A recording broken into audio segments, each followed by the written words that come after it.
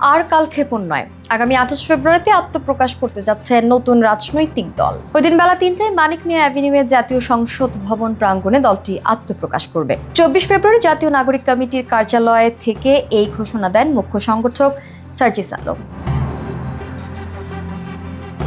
এর আগে জানা গিয়েছিল ২৬ ফেব্রুয়ারিতে স্বঘোষিত হতে চলেছে নতুন দল। এবার সে তারিখ পেছালো আরও ২ দিন। নতুন দলের বিষয়ে জনমত জরিপ করছেন বৈষম্য বিরোধী ছাত্র আন্দোলন ও জাতীয় নাগরিক কমিটির নেতারা। এ লক্ষ্যে ৫ই ফেব্রুয়ারি থেকে আপনার চোখে নতুন বাংলাদেশ শিরোনামে একটি কর্মসূচি চলছে। এই কর্মসূচির আওতায় ছাত্রদের নতুন দলের ব্যাপারে জনমত জরিপ করা হচ্ছে। অনলাইনের পাশাপাশি জেলায় জেলায় বিভিন্ন শ্রেণী পেশার মানুষের মতামত সংগ্রহ করা হচ্ছে। এই জরিপে রোববার বিকেল পর্যন্ত ৩ লাখের বেশি মানুষ মতামত দিয়েছেন বলে জানান বৈষম্য বিরোধী ছাত্র আন্দোলন ও জাতীয় নাগরিক কমিটির নেতারা। জাতীয় নাগরিক কমিটির নীতি নির্ধারণী পর্যায়ের একাধিক সূত্র বলছে, নতুন রাজনৈতিক দলের আহ্বায়ক হিসেবে নাহিদ ইসলাম আর দলের সদস্য সচিবের পদে আখতার হোসেনের নাম অনেকটাই চূড়ান্ত।